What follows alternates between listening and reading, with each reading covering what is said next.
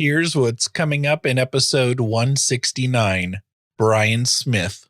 You have all these different emotions that come about through grief, but it's not linear by any stretch of the imagination. It's not anger and then denial and then bargaining and then depression and then acceptance or whatever the 5 stages are. It's just not the way that it works. I've seen it so many times where grief triggers growth in people. It's like a pine cone in the forest that can't grow until there's been a forest fire. And then once there's a forest fire, it starts to grow. And that's kind of how human beings are.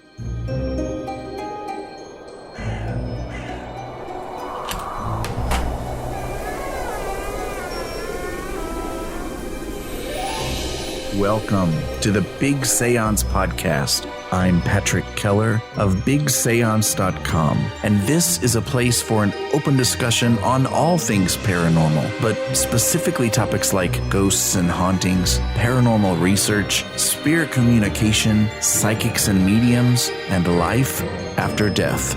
So basically, anything that pops up in my paranormal world. The candles are already lit, so you might as well come on in and join the seance. Like everyone, Brian Smith's life journey is unique and has given him a unique perspective based on the joys and challenges that have come into his life. It's the challenges of life that he believes lead us to grow the most. He's had careers in engineering and business-to-business technology sales. He started his own internet retail company almost 20 years ago and still operates it. Brian grew up Pentecostal, became evangelical, became a Christian Universalist, and has studied Buddhism. He was deeply scarred by toxic religion, which sent him on a long spiritual quest. Brian has been with his wife for more than 30 years. Before that, he experienced the loss of divorce. He and his wife have raised 2 beautiful, competent, compassionate, and independent daughters. In June of 2015, Brian's daughter, Shayna, suddenly and unexpectedly passed from this life into the next life. With Shayna's passing, Brian has experienced the most profound loss anyone can suffer. After the transition of Shayna, his spiritual quest intensified. Brian has made himself into an expert on anything concerning the afterlife. Because of his chemical engineering background, he has taken a scientific as well as a spiritual and philosophical approach to this. He needed to know, not just believe. Brian's mission in life is to help others along their journey by sharing the knowledge and wisdom he has acquired over the years. Brian Smith is a life coach, grief guide, host of the Grief to Growth podcast, and author of Grief to Growth, Planted, Not Buried, How to Survive and Thrive After Life's Greatest Challenges. You can find more about Brian at his website, grieftogrowth.com, and that's with the number 2, grieftogrowth.com. Let's pour the tea.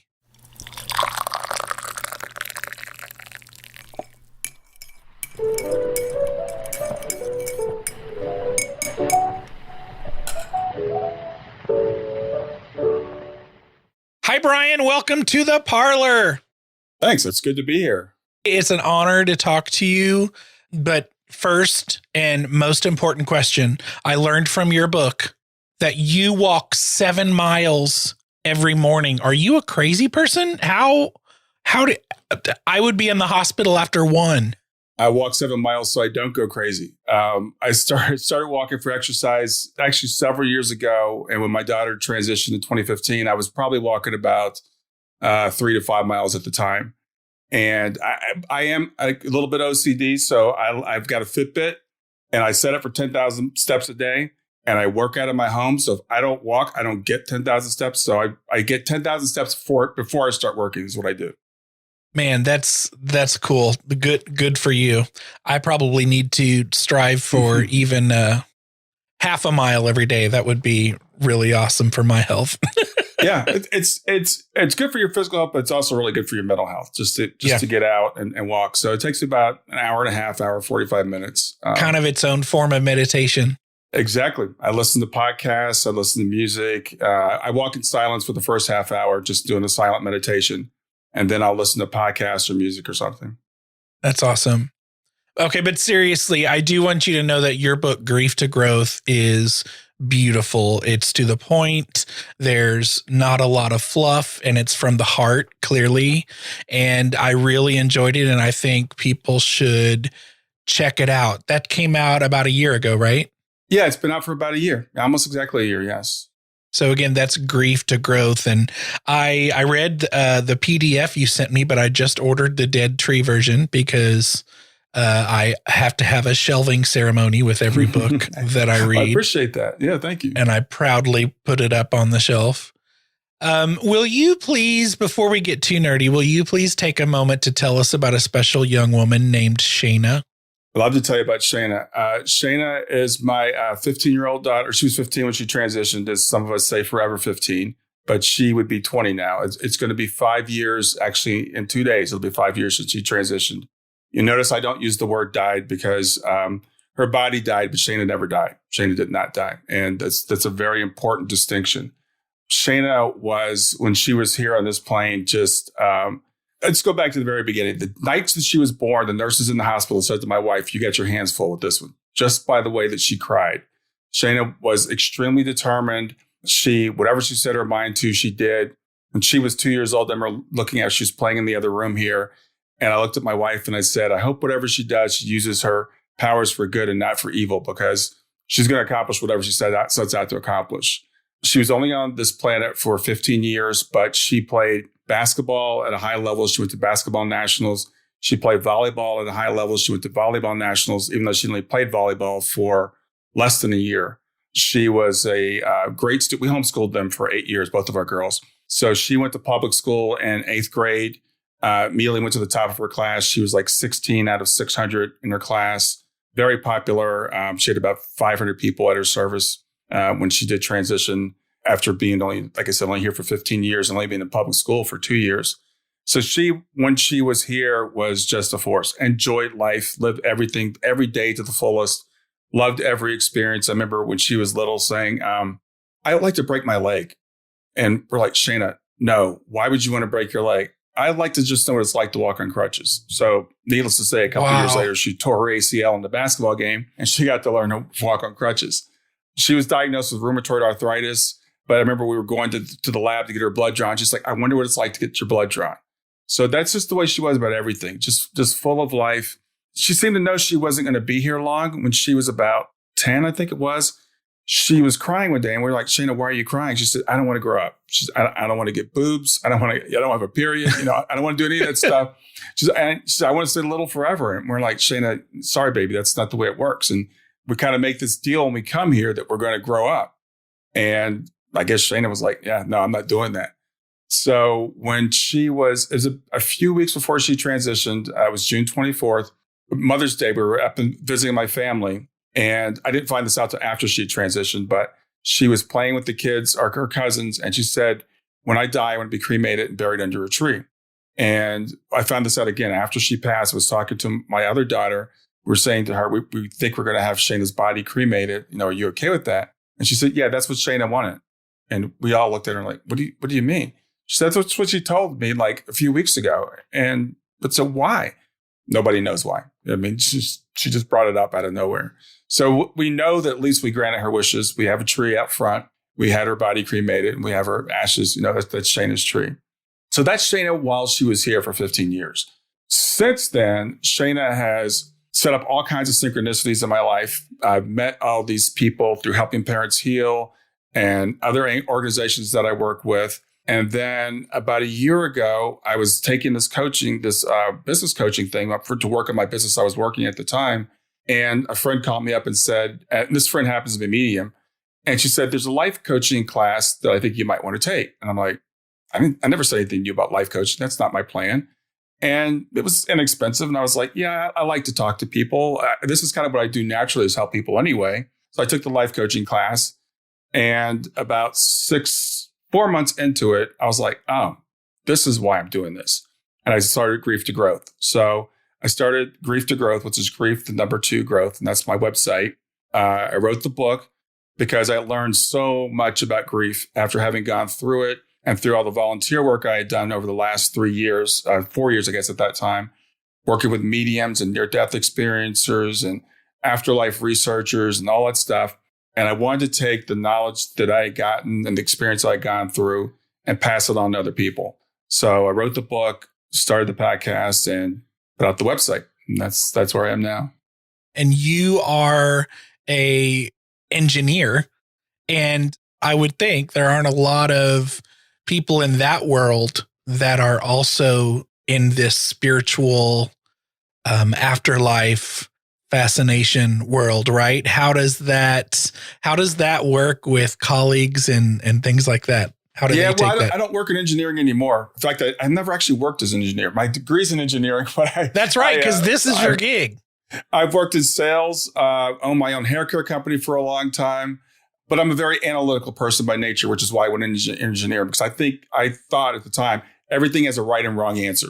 So engineering I liked because it's like there's math, right? It's right or it's wrong. It's not subjective.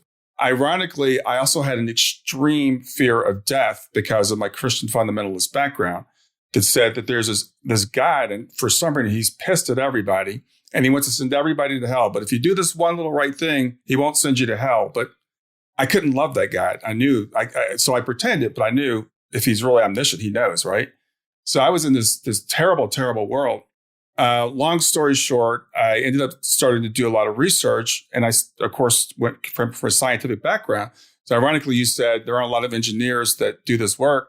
There's a guy named Dr. Gary Schwartz who actually has studied mediums scientifically. And the first book I read when I started doing this study was The Afterlife Experiments. And Gary, among other things, is also an electrical engineer. Brilliant guy in a lot of other ways as well. And there's also Dr. Julie Beischel at the Windbridge Institute, who studies mediums.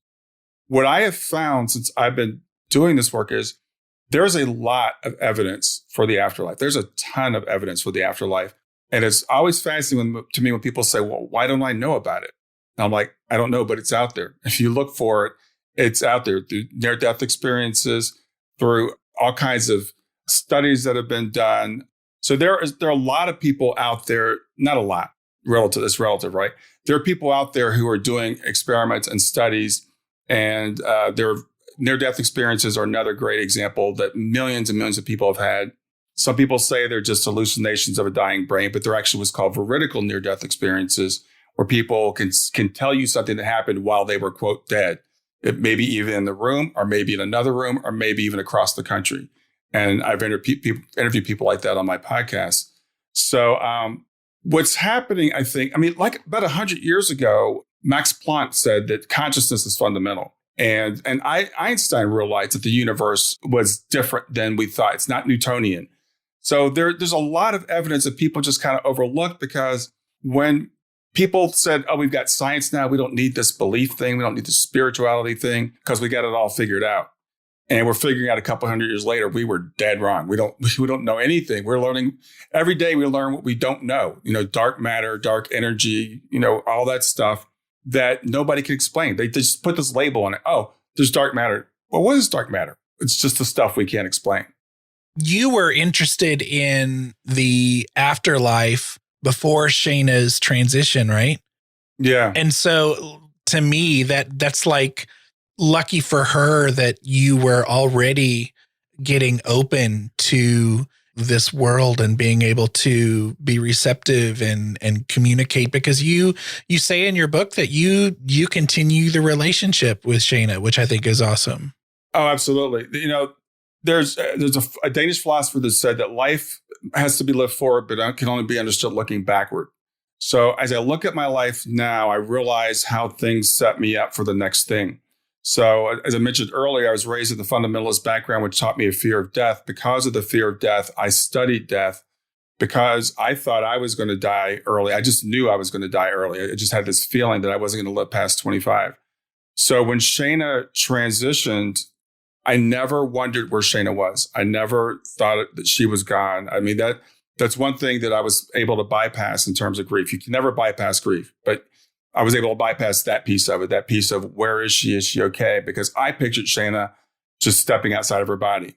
And I still picture today, we went up to her bedroom the next day. I picture her up in the corner of the room, watching us, going to the hospital with us. That's the image that I have of that day when she transitioned. So that was very fortunate for me. And as you said, I guess in a way, you said for Shayna, because I knew that I wanted to continue the relationship with Shayna, that I wasn't ready to be done with it. And, to think I'll see her again in the sweet by and by wasn't good enough for me, even though I was 54 at the time she transitioned. I figured maybe it won't be that much longer, but it was going to be too long. I didn't want to wait that long. So I do. I have the relationship with her now, and she constantly reminds me that she's behind everything that I do. And she inspires my writing. She inspires the videos that I record. I wake up in the morning and I'm like, okay, this is what I'm supposed to do today. I call it a download. This is what we want you to talk about today, or this is what you're supposed to do today. She drops in. I have relationships with a lot of mediums because of the work I do. And this one medium in particular, she'll drop in on and send us messages. And it's always accompanied by evidence, by the way. She just never calls up and says, Shayna said this. First, it's like, Shayna said that you did this yesterday. Yeah, we did that. Then she gives us the message. Yeah, it's definitely an ongoing relationship. And I would not be doing what I'm doing if it weren't for her. And she reminds me constantly that I have to say that. So, we're still together. It's awesome having medium friends, isn't it? It is. It's really cool. The thing is, mediumship is really interesting. I actually just did a little short video on it yesterday. It's not like, your loved one just drops in and says, hey, and they give them a message, right? It's always this kind of symbolic thing. And for people like myself who are very analytical, I'm like, I want to know how it works. And I still don't know. I've been studying mediums for a while. I don't know exactly how it works, but I've seen so much evidence. I mean, just amazing evidence that mediums have pulled, that have told me things that nobody knows. A medium once told me something my wife was thinking at the hospital the day that Shayna transitioned. This was about 2 years ago. Shayna had passed 3 years prior to that. My wife had never told me or anybody else. So after the reading, I asked my wife, were you thinking this? And she said yes. People have to know that as I am fortunate enough to see Brian on video, I can also see this beautiful Shayna on the back wall of his video. And so we're going to have to put that picture in the show notes because it's really cool being able to see her presence as you're talking about her. That's really cool. And when people are listening to this, they might not, they don't get that opportunity. Yeah. Well, I was telling you before we started recording, I think, I used the green screen and I had the stock photo I have had a picture of somebody else behind me. And someone asked me one day, is that your daughter? And I said, no, but Shayna's like, okay, but you got to put me there now. So she's there and she's always over my shoulder. And actually, that reminds me of another story. This is pretty wild. Right after my Shayna passed, the next vacation we took was to the Grand Canyon, Arizona. So it was my wife and Kayla, my other daughter, and I were at the Grand Canyon. And I take this selfie of us with the canyon behind us. And I wanted to put it up as my cover photo for Facebook. And I'm like, but I can't put up the cover photo of Facebook without Shayna in it because Shayna would kill me. So I have a picture with the four of us. So I thought, well, maybe I could Photoshop her in. And when I took the picture, for whatever reason, the way I framed it, over my left shoulder, I guess it was, there was a space. I'm like, I'll put her face right there. And then I noticed there was a woman standing in that space, but she was facing the other way out over the canyon. And I'm like, what's that on her shoulder? I zoomed in on the shoulder. There's a tattoo of an angel on her shoulder. So that's my Facebook cover photo now. That's awesome. So let's talk about grief, because that's something you can really help people with. Mm-hmm. And you're a life coach, and I think what you call a grief partner. Is that what you? Yeah, I've actually just changed that recently to grief guide. I'm a grief guide. Okay. Mm-hmm. And you have, what I found interesting is you have concerns about Elizabeth Kubler-Ross's 5 stages of grief, which is brought up a lot. Will you talk a little bit about that? Yeah, I kind of hesitate because there are still people that use Elizabeth Kubler-Ross's 5 stages of death to talk about grief. And I've heard, I'm not sure this is true, that she regretted actually even putting those 5 stages out because it makes it seem like it's linear and everybody goes through them in order, and it's not. But let's set that aside. The 5 stages of death are not the 5 stages of grief.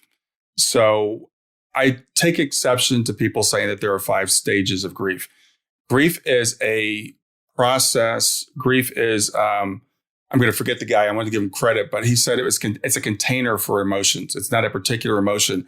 You have all these different emotions that come about through grief, but it's not linear by any stretch of the imagination.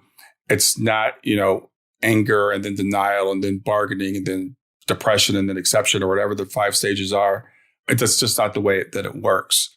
I was talking with a client or a potential client earlier today, and she was asking me about what my process is. If they wanted to buy like a program, I'm like, I don't have a program. It's different for everybody. So the thing is, in the early stages of grief, you're going to go through all these emotions, fear, anxiety, depression, shock, disbelief, not caring, even apathy is another thing that people commonly face. Suicidal thoughts. I mean, there's just a whole number of things that can come up, and they'll come up in any order, and they hit you like waves. So that early part of it, we're just holding on and like white knuckling and try to get through it. And once we get those waves kind of manageable and we can kind of figure out when they're coming and we have our coping skills, then we can actually work on the process of growing. And when you're in the early stages, this sounds crazy to talk about growth, but I've seen it so many times where grief triggers growth in people. It's like a pine cone in the forest that can't grow until there's been a forest fire. And then once there's a forest fire, it starts to grow. And that's kind of how human beings are. And people ask, well, why is that? And it's like, well, that's the way we are. But I think it's also kind of evolutionary because as a biological being, whatever we're doing that works, we're going to keep doing that. It's efficient, right? It's why we do something different. It's going to take more energy, more thought. So as long as we're doing something that works, we're going to keep doing it. It takes something to knock us off our course to get us to choose a new course. And that's what grief can be an opportunity for. What other kinds of loss do you find that people struggle to cope with, like other than loss of life, obviously? Yeah, that's a really good question because people associate grief with loss of life. And of course, that's the most profound loss because we think it's permanent. You can get another job, but jobs are a loss. Divorce can be a loss of economic status, just people, stock market maybe doesn't, right now, COVID, lockdowns. I can't see my friends. I can't go out. I think about these poor kids that just graduated in this past spring, not being able to have a graduation or a prom or stuff like that. That's a loss. So all these these are all different types of losses, and grief is whenever we have a profound loss that we feel is just not right. That we just, it's not something that we want, that we can accept. We can go into grief. Now, most grief people can cope with on their own. They don't need to see a grief counselor or a professional. But when we get into what we call complicated grief, that's when people need help. And so that's when people might need to, find a guide or a partner or a therapist or something to kind of help them navigate that. Because Americans, Western people, I guess in general, are not really great at talking about, and I'm going to go back to death for a second, but we're not great at talking about death or coping with death. So people don't know. They don't know what to expect. They don't know what to do. They don't know how to do it. They've seen other people go through it, but they don't talk about it. None of us talks about it. So it's a process our society really struggles with. And it's been kind of pushed back up into the forefront as more death has been happening, I think, or at least the worry of death, I think, in the last year with COVID. I've heard people struggling to talk about their plans for when they die. And I think it kind of forced people to talk about a lot of those things. Yeah, absolutely. The thing is that it's interesting. There's only one thing in life that's certain. They say death and taxes, but the only thing in life that's certain is death. Once you're born, you're going to die. It's 100% fact. But it's also the thing that we least want to talk about, that we avoid. Most of us don't want to do a will. We don't want to buy life insurance because it's going to jinx us. We'll say things like, well, if something happens to me, well, it's like, sorry, it's not if, it's when. Something, we don't even say when I die. It's like when something happens to me, because we just don't even want to mention the word. And what COVID has done is it's brought death to everybody's doorstep. Everybody has to think about, what if this happens to me, or what if it happens to a loved one? And so it's put us in a very, very uncomfortable situation. But again, I see it as an opportunity for growth, because people are now saying, what do I really want to do with my life? What's really important to me? If I don't have another 15 or 20 years, what do I want my legacy to be? So I see as an opportunity for people to really reassess, where they are. And a lot of people are going to, and already have, lost jobs. And they're going to say, do I want to go back to the job, or is this a chance to do something different? So I'm hopeful that in a year or two, a lot of us will be looking back on this event and saying, that event triggered something for me, something good. As I was reading your book, there's something that I thought of that I could relate to personally. And I have to preface this with, I have not experienced a lot of death of people close to me, but I have a large family, and a lot of them are around the same age. And so it's like, I'm kind of bracing myself, because when it hits, it's going to hit. But, recently Joe and I lost our 4-legged son. And I mean, no disrespect comparing this to, the loss of a human life, but it's what I related a lot of your book to. Sure. And it's recent, but what goes through my head is there's this, I'm kind of afraid to move past my grief because of like a guilt that's there. Like, I feel like if I really feel better and move past it, then it's going to mean I don't miss him, or I'm not thinking of him, or he wasn't important in our life. Does that make sense? And do you hear a lot of that? Absolutely. Absolutely. I went through the same thing. First of all, I want to say the loss of a pet, I try not to compare losses, because, loss of a child, I hesitate to say it's the worst loss, but I think it is, because it's out of order. Right. And as parents, we have this biological imperative to take care of our kids. So that's a complicating factor. Right. But pets can be just as close to us as humans, maybe even closer. You never had a fight with your dog. Dogs, it's unconditional love. And Shayna Shayna, as I said, 5 years ago, our dog Zoe was 14, and we had to put her to sleep last August. So I went through that, just less than a year ago. So I know what you're talking about. And back to your question about the feeling of guilt of letting go. That's what I don't like about traditional grief counseling, because it teaches you to let go, and it encourages you to let go. And we don't want to let go of our loved ones, whether they're our pets or Shayna. So if we feel like I have to hold on to the pain to hold on to them, then you're going to hold on to the pain, because you're not going to let that go, because it's like, I'm never going to let her go. And that's the way I felt when she first transitioned. I'm like, this is the way I'm going to live the rest of my life. I'm going to be miserable. And it was a choice that I made. And when people talk to me about healing, I'm like, I don't want to heal. First of all, I don't want to be here. So hopefully it won't be a long time that I'm in this pain, but I'm going to stay in this pain because I'm going to honor my daughter. And the more you love, and people say this, the more you love, the more the pain is. And they're well-meaning when they say that, but it's not true that you have to hold on to that pain. What you can do is form a new relationship with that person, that pet. All dogs go to heaven, by the way. So your dog didn't die. And when we put Zoe down last August, I was in the room, and my daughter was there, Kayla, my wife, and, we're crying and everything. And there was a point where I felt like Zoe's spirit left. I just felt like maybe she had left. I'll make the story a little bit shorter, but there's a medium that I work with, and I was on a call with her a couple of days later, and I brought up Zoe, and she said, did you feel her pass through you as she was leaving?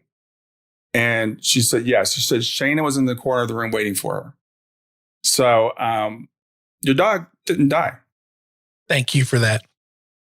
In your book, you say grief counseling may or may not be beneficial. And in fact, you say it could even be harmful. And you use men as an example. Can you explain that? Yeah. And that's just based on a study. I can't tell you why, particularly for men, it seems to sometimes be harmful. And when I say that, I don't think it's that the counseling itself is necessarily harmful. It's just not beneficial is probably a better way of putting it. Because most grief people can process on their own. The loss of a grandmother, for example. Your grandmother is 85 years old and she has Alzheimer's and she passes in her sleep. Most of us can accept that as like, that's the natural course of life. Because again, we all know, at least at some level, that when we come in, we're going to go out. So that's probably not going to require grief counseling.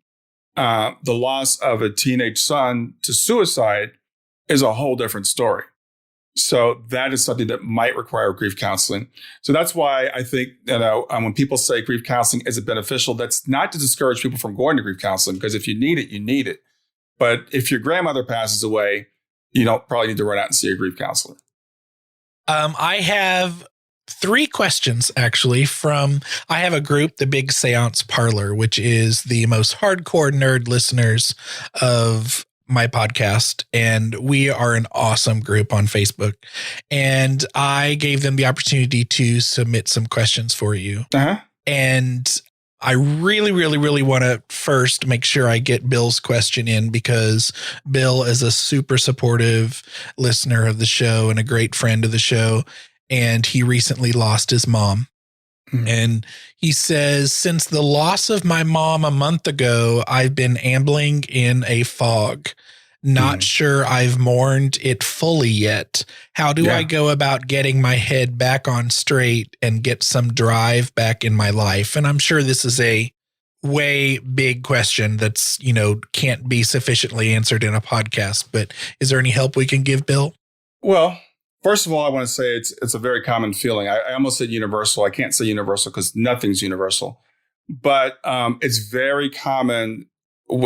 A mother, we have a almost physical attachment, and some people might say it is physical attachment. So when we lose that person, our brain, it's like going into drug withdrawal. Our brain just goes into overload. And sometimes people will feel numbness. And I have people come to me and say, I don't feel anything. What's wrong with me? And how long has it been? It's been a couple of weeks. It's been a month.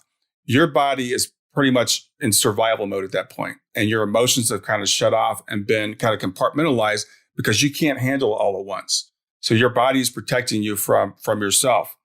I will say, like I said, so it's very common. The feelings will come back. We will mourn in time. So that fog will lift. And there's some things that we can do.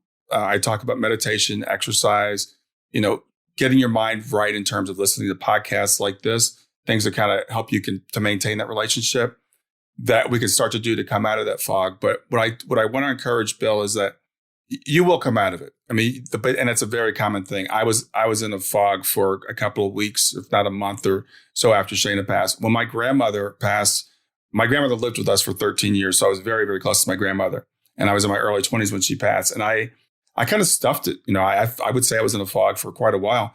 It was 3 years later before it hit me like a ton of bricks. So it's different for everybody. Yeah. Feather asks, does grief lead to depression or vice versa? I understand the definition differences, but at this point, it's impossible for me to tell the difference between the two.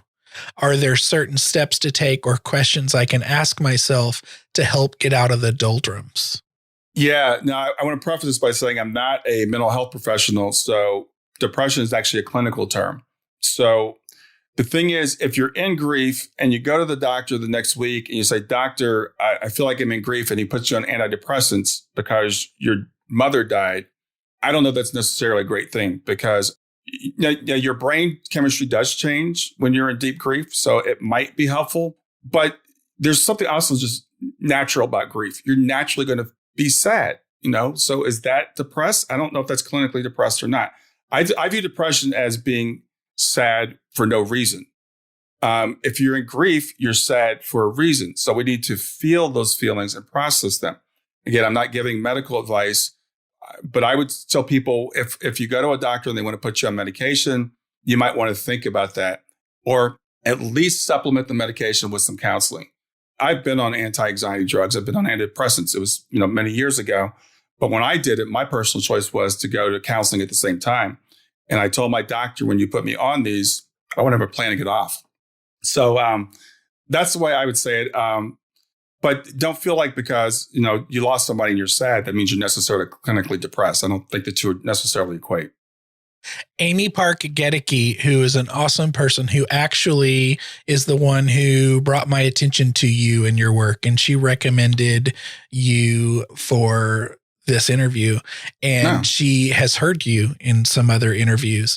And she said, how have you integrated or rectified your spirituality growing with what you know as truth today? I think she said she heard you give an answer like this in a recent interview, and she said I think it really spoke to her.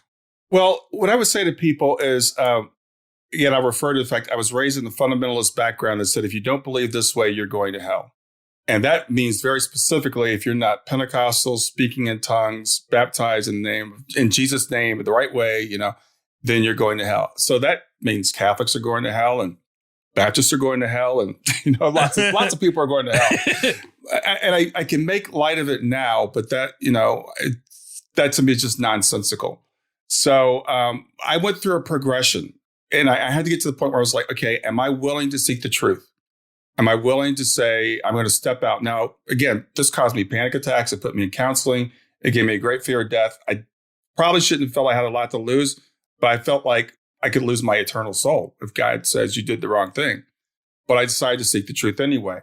So my spirituality has evolved over the years.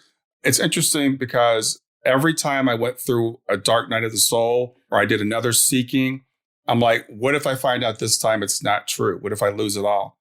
But I would say to people, my faith, I used to say my faith has grown. So my faith every time grew because I just found out more and more truth as I was going through this. Now I'd say it's not even a matter of faith. It's a matter of knowing. So I encourage people to seek. People ask me, are you a Christian anymore? And because of the baggage that the label Christianity carries with it, Christian carries with it, I don't identify as a Christian anymore. I'm a big fan of Jesus. I'm a follower of Jesus. I think Jesus is one of the masters. I pray to Jesus. I try to emulate Jesus. I'm a big fan. I call myself a disciple. But I don't believe Jesus died to save us from our sins, from a fiery hell. So in that sense, I'm not a Christian. And I've studied Buddhism. I think Buddhism is a really, really cool philosophy. There's some things that I think that they maybe don't have quite right. So I jokingly tell people I practice Bryanism. I have my own thing, and I encourage everybody, do your own thing.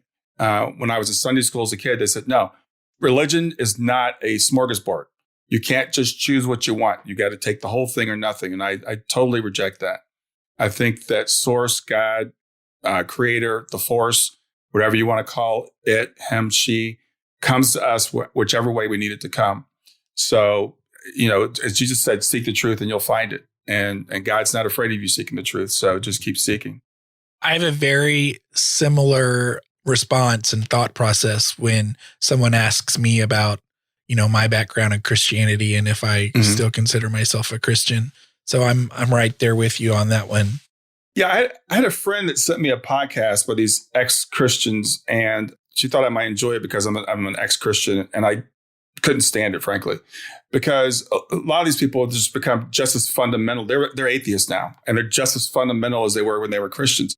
I don't bash Christianity at all. I think there's a lot of good. It's my background. Like I said, I still refer to the Bible. I'm never going to reject that whole thing. And there's some cool stuff in the Bible if you learn how to read it. There's some really cool stuff. But I just can't identify as a Christian anymore. No hard feelings. It's a great background. Tell us about helping parents heal and the SoulPhone Project, which just the name SoulPhone Project. And I've heard about that, but I need to get more into that and see what that's about. Okay. Well, two totally separate things. So want me to make sure that I separate those two things. Right. I actually happen to be on the board of both the SoulPhone Project and Helping Parents Heal, but that's just a coincidence. So let's start with Helping Parents Heal because it saved my life. It's an organization started by a guy named Mark Ireland and Elizabeth Boisson. They each lost their sons, ironically, both on mountaintops, totally separate. One was in, I think, Utah, where Mark's son was, and Elizabeth's son was at base camp at Mount Everest. But crazy synchronicities brought them together. They started Helping Parents Heal. I found Helping Parents Heal. It's an organization for parents whose children have transitioned. And what we do is provide resources to help them to process their grief, to maintain and establish a connection with their child, to grow, to heal, to start to live their lives again. I should look this up. I can't remember. It grows so fast. I think we're like 12,000 members now. Wow. Might be more. Great, international. We've got chapters all over the world. So it's a great organization. And it's helpingparentsheal.org if anybody wants to look it up. We call ourselves Shining Light Parents. One of our mediums, actually, and she's a Shining Light parent, came up with this. Because when people lose children in active service, they're called gold star parents. And shining light parents indicates that, first of all, we think our kids are shining lights, and they are. They're still lights. And that we aspire to become shining light parents ourselves. So it's got a dual meaning. So that's helping parents heal. The SoulPhone, it's an unfortunate name, and I'll say that. I'll probably get in trouble for it. But the thing is, we've been working on it for a while, and people expect an iPhone, right? They're like, when are we going to have a SoulPhone in our hands? And I don't know if it's going to be a device like that, or if it's going to be an application, or what it's going to be eventually. But to tell you what it is right now, and what's actually been shown, is that spirits on the other side can answer yes/no questions by interacting with a switch. And if you've ever seen anything with instrumental transcommunication, which I'm sure you're familiar with, spirit somehow exerts very, very low energy signals that we can pick up physically. And they can make lights flicker, they can mess with your TV. We've seen them do all kinds of stuff. So Dr. Gary Schwartz, I guess, figured if they could do that, if I could build a device that's sensitive enough to specialize for this, I can turn it into a communication device between the worlds. So right now, we've seen that they can interact with these devices. He's tested several devices, and I think we're trying to land on one. But they can interact with these devices. You can ask yes/no questions. And by either interacting with the device or not interacting with the device, you get a binary response. We can communicate with them. If you can take enough of these, make them fast enough and small enough, you could build a keyboard. So they could actually start to interact with the switches and start, and you could build a keyboard and we could theoretically text. So I believe, this is my personal belief, that will be available in the next couple of years, something like that. In terms of a phone or video, that's the long-term goal. And Gary would have to tell you how we get there, because I don't understand that far. But the switch is going to be here really soon. I am here for that. I am so here for that. And I've always been, or long been, fascinated with telephone calls from the dead and texts from the dead. And to me, it seems logical, especially as younger people transition and as millennials and people fascinated with tech transition, it just makes sense to me that they're going to be able to help us make that happen more and have more of an ability to communicate that way. I love it. Yeah, I've got I know a lot of people in this world, of course. So I've got a friend who's a physical medium, and he's working on a device that's going to be voice. But the thing that's interesting about what some of these people are doing, and Sonia Rinaldi is doing some fascinating work in Brazil, but I believe she's a physical medium, because the thing is, it seems to require this person. We don't know why or how that works, but like Sonia's work, as far as I know, no one's been able to replicate what she does. And she's done some amazing things. My friend Marcus Lang, who's in Australia, has done incredible things. But I don't know that anybody else can do that right now. The device that the SoulPhone is going to be won't be dependent on that person, that physical medium being there. So that's the idea behind it. So as I said, I think if we can get the right funding, I think it'll be pretty soon. There's going to be there's already some public stuff on it, some public papers on it, and those are going to be coming out even more as the work that Gary has done gets replicated by others. Now, this is a question I like to ask our medium friends a lot. It's one of my favorite questions, but I do want to ask, based on your research and your experiences with Shayna and just the world that you're in right now, what do you believe the afterlife is like? Like, what do you know about the afterlife? You talk about faith and knowing. Yeah, that's a great question, because it's a question that we have mediums all the time. Have parents, everybody asks that, because our kids are there, right? So we're like, what are our kids doing? Yeah. What do they do all day? As near as I've been able to figure out, there are multiple levels. I don't think it's like number 1 through 7, but there are different types of environments. It makes sense, just like on Earth, there are different types of environments. So if you landed in Los Angeles, it'd be very different than if you landed, say, in New York. And someone might describe those two things very differently, or the middle of the desert or something. I think it can be physical if we wanted to, because I've heard too many reports of people saying, I'm playing golf. I have a medium friend that she brought through this guy, and he gave a message to his loved one. He said, I'm standing on 2 legs playing golf. And she's like, why did he say standing on 2 legs? Well, when he was here, he lost a leg. and he couldn't play golf anymore. So I think that we can do those physical things if we want to. And we might then transfer to a level that's more spiritual, I guess, is a way of putting it. I think things here our thoughts, I think, are real things, but they seem to be weak. Like I can't pick up this phone with my thought. But I think there it's enhanced so we can manipulate the material with our thoughts more. And I think I've started to think of it. When I was a kid, I used to love to watch Bewitched. Darren was always trying to make her do things the mortal way, but she always wanted to just, wink it into existence. I think there we can wink things into existence. Time is a big question on the other side. Some say it doesn't exist. Other people say it just exists very differently. And I take the middle approach. I think it exists but in a different way. I think perhaps we can travel through time, which theoretically we could do here if we just knew how to do it. And physicists here tell us time is really an illusion. No one can tell you what time is. No one can tell you how it works. Physicists say it should flow forwards and backwards. We don't know why it only flows forward. So I think once we step outside of this dimension, we can maybe manipulate or move through time. So I think it's like that. It's not milk and honey. It's not sitting on clouds playing harps all day. We grow. We have challenges. So yeah, the bottom line is it just seems to be good. It's like really good. And we come here for the challenges. So that's kind of like being on vacation, and we come here to go to work. We come here to grow and to change and to push up against something, but that's where we go to rest. Well, thank you for that. That's a good answer. I like it. Yeah, I've been working on it for a long time, and it changes. It changes all the time. Whenever people ask me, I'm like, it's constantly evolving because we get different reports back. Yeah. But like when Leslie Flint was talking to people in the spirit world, and people say, "Are you real? Are you material?" They would start laughing. They're like, "I'm just as material as you are. Why would you think I'm not?" And we call it the spirit world, which makes it seem so etheric, but it's just because we can't sense it physically here. It doesn't mean it's like a different. It's like changing to a different channel. So if we're tuned into this channel, FM 97.9 right now, it's like 98.1 doesn't exist. But when we move to 98.1, it's very real. Yeah. So I think we find ourselves there, and some people find themselves transition and don't realize it. They have to be told, "Hey, guess what? You're dead." It's like, what do you mean I'm dead? No, I just still feel the same. No, you're dead. But I feel better than I felt. That's because you're dead. Brian, do you, first of all, I want people to know that the podcast is awesome.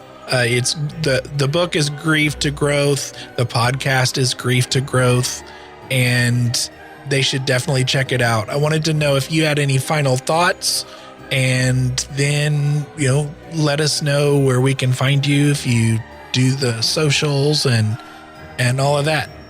Yeah, everything is Grief, the number 2 growth. So not TO, but Grief and the number 2 growth. That's my website. That's Facebook. Not very active on Instagram. I do have Instagram and Twitter, but I don't know how to use those. So I'm on Facebook. The website's grieftogrowth.com, the book, the podcast. I am a grief guide. I'm also a life coach. I also do some small business consulting. So I'm always available for people. I have a free half-hour consultation offer. So if you want to just talk to me for half an hour, that's free. What I want to encourage your listeners, and they probably already know if they're listening to the Big Seance, is that, it's good to keep seeking. I appreciate skepticism. I'm still skeptical myself of individual, like mediums, for example. I mean, I don't know you. I don't know if you're real or not. But keep exploring, keep pushing. Don't be afraid to ask the big questions. And if you seek, you'll find it. I think it's all out there. Thank you for your energy today, sir. You rock. I appreciate you having me. It's been great.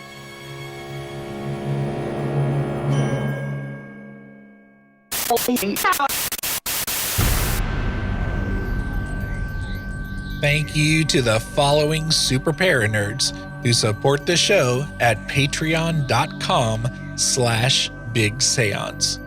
James Deacon, Melissa Armour, Anne Marie Sullivan, Justin J. Justin, Bliss is my muse, Genesis, Natalie, Kim Robb, Jim Budd, Josiel Lorenzo, Susan Davey, Paula Mitchell, and Amy Park Gedeke. My supporters at the Parlor guest level, who can be found at bigseance.com/parlorguests, are Linda of shimmeringmoons.com, Denise Sia of Mystic Moms Paranormal, Ann Rekovich of ozparatech.com, Cassie Keller, David Rubenstein, Glenna Becker, Diane Rax, Nettie, Dina DeCastro of Dina DeCastro Astrology, Peggy Hagen, Marion Hover Clairvoyant, Bruce Williams, Lana and John of Carbon Lilies, and Norman and Linda Keller.